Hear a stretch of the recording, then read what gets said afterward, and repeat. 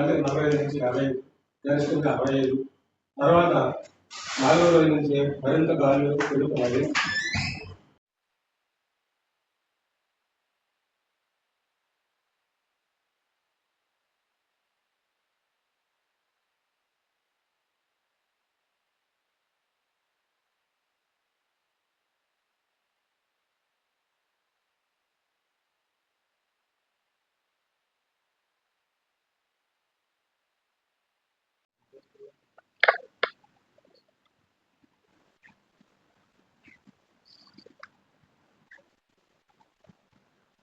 Online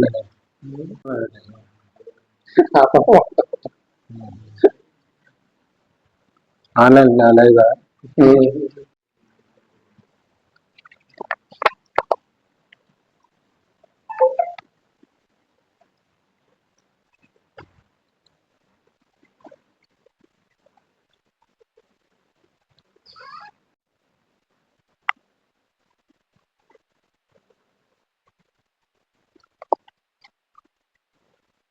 కృష్ణవాణి వాళ్ళు వెళ్ళిపోయిందా? కృష్ణవాణి వెళ్ళిపోయింది. ఎందుకు వెళ్ళడం తెలిసిపోద్ది కదా.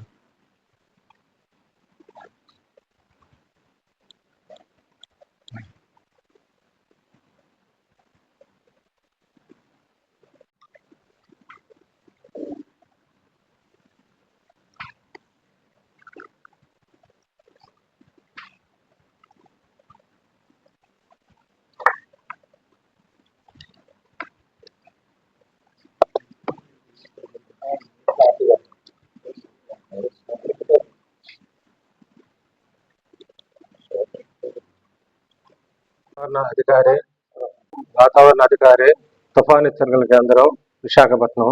ఈరోజు వాతావరణ విశేషాలు.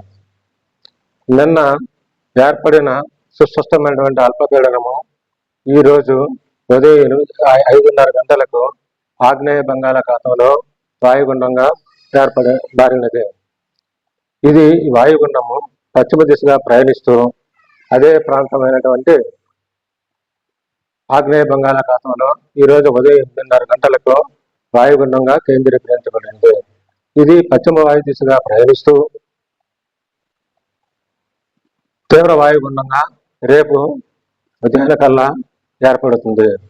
ఇది అదే దిశలో ప్రయాణిస్తూ అంటే పశ్చిమ వాయు దిశగా ప్రయాణిస్తూ ఎల్లుండి అంటే 27వ తారీఖున ఉదయానికల్లా ఆగ్నేయ మరియు పరిసర ప్రాంతమైనటువంటి పశ్చిమ మధ్య బంగాళాఖాతంలో తుఫానుగా మారబోతున్నది. ఇది వాయు దిశ మరియు తదుపరి ఉత్తర వాయు దిశగా ప్రయాణిస్తూ తీవ్ర తుఫానుగా 28వ తారీఖు ఉదయానికల్లా మారబోతున్నది. ఇది అదే దిశలో అనగా ఉత్తర వాయు దిశగా ప్రయాణిస్తూ అంటే తీవ్ర తుఫానుగా ప్రయాణిస్తూ కోస్తా తీరం వెంబడి అనగా కళింగపట్నం, మచిలీపట్నం మధ్యలో ఉన్నటువంటి కాకినాడ దగ్గరలో తీవ్ర తుఫానుగా తీరాన్ని దాటే అవకాశాలు ఎక్కువగా కనిపిస్తున్నాయి. వీటి యొక్క ప్రభావం వల్ల అనగా ఈరోజు వాయుగుండం, తదుపరి తీవ్ర వాయుగుండం, తదుపరి తుఫాను, తదుపరి అత్యంత బలపడి తీవ్ర తుఫానుగా మారే క్రమంలో గాలులు మరియు భారీ వర్షాలు రాగల 5 రోజుల్లో కురిసే అవకాశాలు ఎక్కువగా ఉన్నాయి. ముఖ్యంగా రాగల 24 గంటల్లో ఆంధ్రప్రదేశ్ మరియు రాయలసీమలో భారీ వర్షం అయితే పడే అవకాశం పెద్దగా లేదు. కాకపోతే చెదురుబెదురు వర్షాలు రాష్ట్రం అంతటా పలు చోట్ల పడే అవకాశాలు ఎక్కువగా ఉన్నాయి. రెండవ రోజు అయినటువంటి అనగా రాగల 48 గంటల్లో దక్షిణ కోస్తా జిల్లాలైనటువంటి తిరుపతి, నెల్లూరు జిల్లాల్లో 1-2 చోట్ల భారీ వర్షాలు పడే అవకాశాలు ఉన్నాయి. 27వ తారీఖు అందుకోసమనే 26వ తారీఖునే దక్షిణ కోస్తా జిల్లాలైనటువంటి నెల్లూరు, తిరుపతిలో ఎల్లో అలర్ట్ జారీ చేయడం జరిగింది. నెక్స్ట్ 3వ రోజు అయినటువంటి 27వ తారీఖులో దక్షిణ కోస్తా జిల్లాలైనటువంటి బాపట్ల, ప్రకాశం, నెల్లూరు, తిరుపతి మరియు రాయలసీమ ప్రాంతాలైనటువంటి వైఎస్ఆర్ కడప, అన్నమయ్య జిల్లాల్లో భారీ నుంచి అతి భారీ వర్షాలు, వీటితో పాటు 1-2 చోట్ల అత్యంత భారీ వర్షాలు కురిసే అవకాశాలు చాలా ఎక్కువగా కనిపిస్తున్నాయి.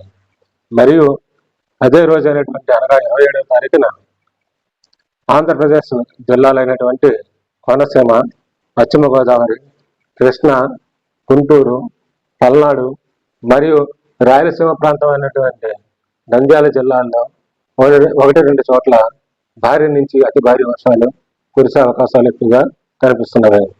మరియు ఆంధ్రప్రదేశ్లో అదే రోజు అనగా 27వ తారీఖున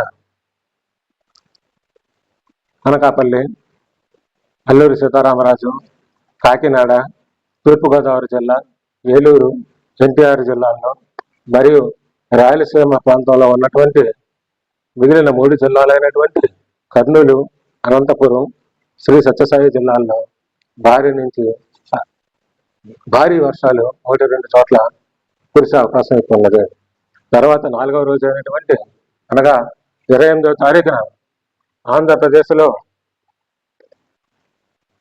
కాకినాడ, కోనసీమ, తూర్పుగోదావరి జిల్లా, ఏలూరు, పశ్చిమ గోదావరి జిల్లా, కృష్ణా, బాపట్ల, గుంటూరు, పల్నాడు, ప్రకాశం మరియు రాయలసీమ ప్రాంతమైనటువంటి వైఎస్ఆర్ కడప జిల్లాల్లో 1-2 చోట్ల భారీ నుంచి అతి భారీ వర్షాలు, ఈ భారీ నుంచి అతి భారీ వర్షాలతో పాటు అవే జిల్లాల్లో 1-2 చోట్ల అత్యంత భారీ వర్షాలు కురిసే అవకాశం ఎక్కువగా ఉన్నది. మరియు ఉత్తరాంధ్ర జిల్లాలైనటువంటి విశాఖపట్నం, అనకాపల్లి, అల్లూరి సీతారామరాజు, నెల్లూరు, తిరుపతి జిల్లాల్లో 1-2 చోట్ల భారీ నుంచి అతి భారీ వర్షాలు కురిసే అవకాశం ఉన్నది. అందుకోసం ఆయా ప్రాంతాల్లో ఆరెంజ్ అలర్ట్ జారీ చేయడం జరిగినది. మరియు రాయలసీమ ప్రాంతమైనటువంటి నంద్యాల జిల్లాల్లో 1-2 చోట్ల భారీ నుంచి అతి భారీ వర్షాలు కురిసే అవకాశం ఎక్కువగా ఉన్నది. మరియు ఉత్తరాంధ్ర జిల్లాలైనటువంటి శ్రీకాకుళం, పార్వతీపురం, విజయనగరం మరియు రాయలసీమ ప్రాంతాల్లో మిగిలిన జిల్లాలైనటువంటి కర్నూలు, అనంతపురం, సత్యసాయి, అన్నమయ్య, చిత్తూరు జిల్లాల్లో 1-2 చోట్ల భారీ వర్షాలు కురిసే అవకాశాలు ఎక్కువగా ఉన్నాయి. మరియు 29 తారీఖుల్లో కూడా ఆంధ్రప్రదేశ్ జిల్లాలైనటువంటి తూర్పుగోదావరి, కోనసీమ, ఏలూరు, పశ్చిమ గోదావరి, కృష్ణా, ఎన్టీఆర్, గుంటూరు జిల్లాల్లో భారీ నుంచి అతి భారీ వర్షాలు మరియు అవే ప్రాంతాల్లో 1-2 చోట్ల అత్యంత భారీ వర్షాలు కురిసే అవకాశం ఎక్కువగా ఉన్నది.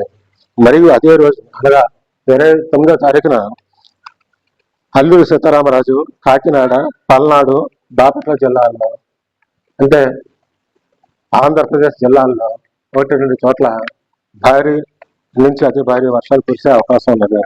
మరియు అదే రోజు అనగా 29వ తారీఖున